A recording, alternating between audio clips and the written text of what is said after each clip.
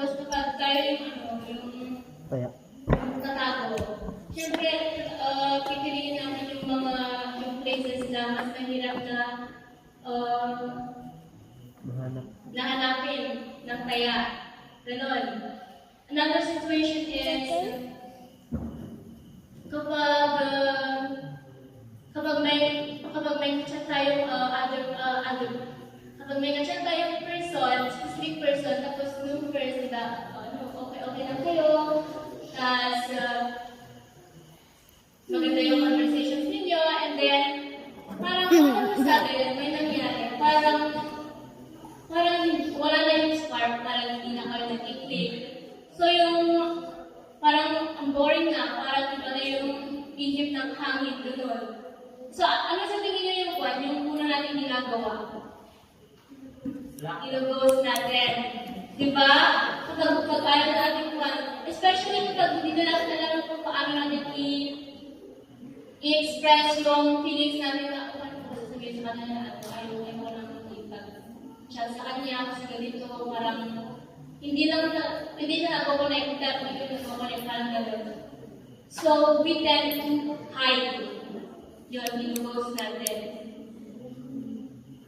I cannot open.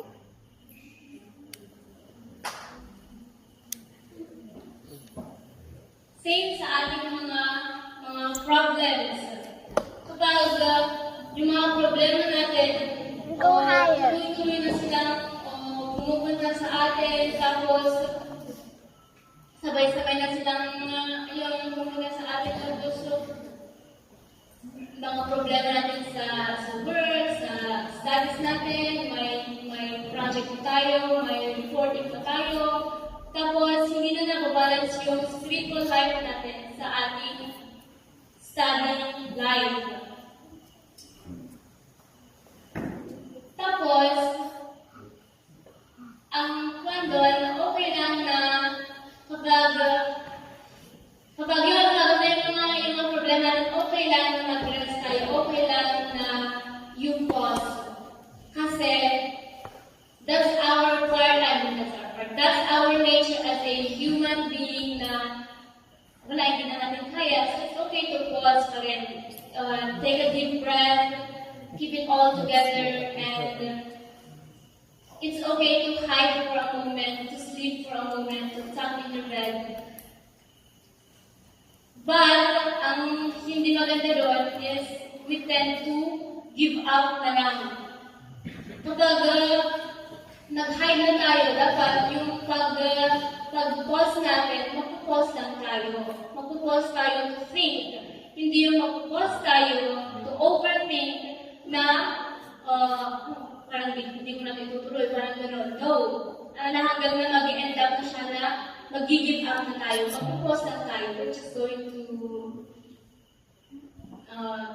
keep with the flow, gano'n. Pero, kapag ang gagawin natin is mag-worry lang tayo, gaya ng sabi ni Glenn Curtis, worrying is like a rocking chair. It gives you something to do, but it does not get you anywhere. When we hide and when we pause from our problems, tapos nag-worry tayo, it is like a rocking chair where nag-worry lang tayo, nag-overthink lang tayo, but the question is, did it get us somewhere? No, di ba? Nandun lang tayo sa state ng lives natin, sa level ng lives natin, nandun lang tayo nag-worry, it did not get us somewhere. Maybe, tinanong na tayo mga sana then we make sense yung weekend sa next going. Pero, pinanunod ko lang, you just overthink it. And you did not make a move para sa iyo ay mas make it come true. Ayan, and then, aakay na doon yung fear natin. From Zig Ziglar, he says that fear has two meanings. Yung isa, forget everything and run. Or, face everything and rise. The choice is yours. I know that most of us are included in the first meaning of a fear, which is to forget everything and run na lang. Bumukmok na lang tayo. We will just run from those problems sa mga requirements na yan. And yun. Tapos hanggang sa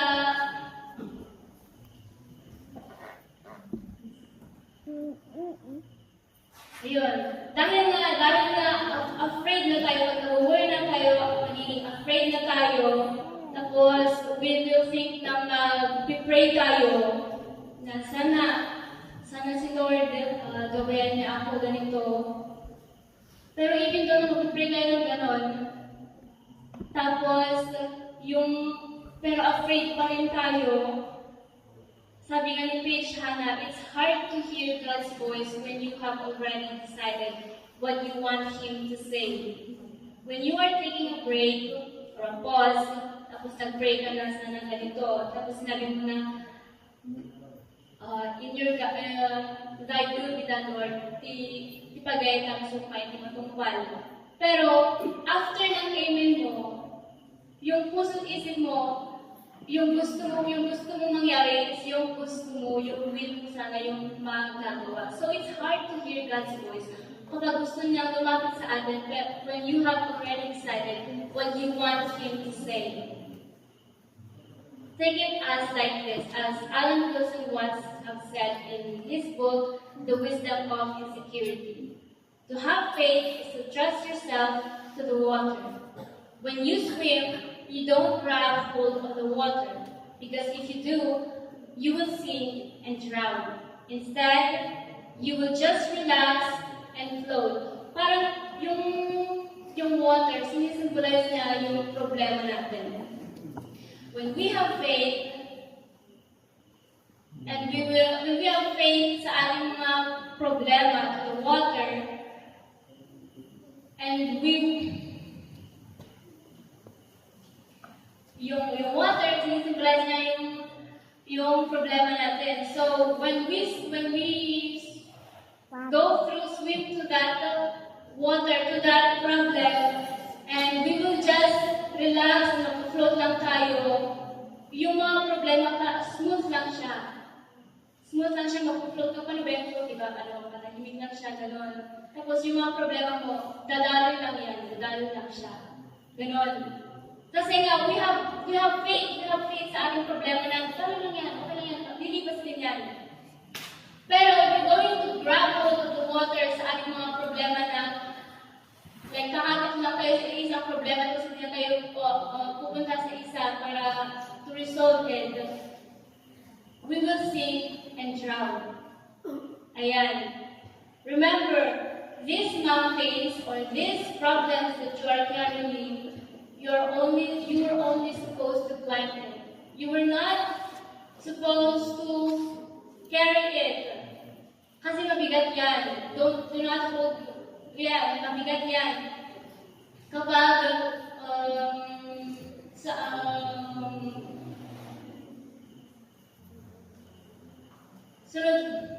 sunod mo siyang binubuhat. You were only supposed to climb it. Step by step, isa-isa lang. Ganun. Kaya nang sabi ni Najwa Cynthia.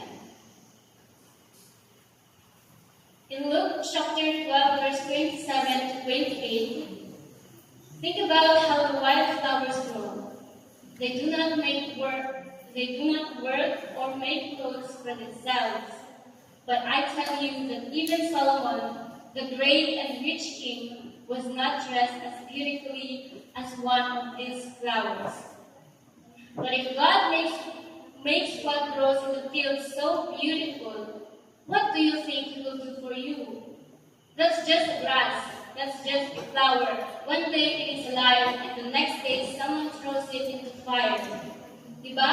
But if God cares enough to make it beautiful, He will. And so, sa ating mga life, surely He will do much for you. He will do much for us. But ang problema, our faith is too small. It's so small that we cannot see the beautiful thing na sumarunong. Let us remember that God did not bring us this far just to bring us this far. Parang nagpapatikita mo, parang, ang dami ko lang pinagdaanan, bakit nakasurvive pa ako? Bakit kinakaya ko pa? Maybe hinagano mo yun sa inyong mga sarili. Pero, you have to think of it rin na, bakit ka nandito ka? Why are you still here? The answer is, God has not yet done for you. The God has not yet done with you. May plano ko siya sa'yo. May mga pagdadaan, marami kang personality, marami kang events, experiences, challenges, big challenges na ma-encounter, and you are still alive today because He knows that you have the potential, you will still grow, and you will be an instrument to inspire people who have also experienced what you have had experienced. Ayan. If you feel like God is silent right now, just remember that no one shouts when they're right next to you. Meron ba? Kapag yung katabi mo, sinisigawan ka, di ba? Katabi ko naman, sinisigawan ka ako, di ba? Pero, parang si God rin. When we are experiencing our troubles, tapos napitin natin parang wala na siya sa ating buhay, parang pinabayaan tayo, parang napitin natin na, baka maybe God is challenging me na to stay alone, for me to cope with this alone lang. Pero not knowing that God is actually there sitting with you, hearing what you are saying to yourself, hindi lang natin siya na feel kasi we don't have the willingness to commit ourselves to Him. Kaya, when you hide, you are found. Who knows if ikaw mismo sa pag-hide mo yan, sa pag-upos mo yan, sa mga troubles and things sa buhay mo, who knows that maybe you yourself will be the one to find you.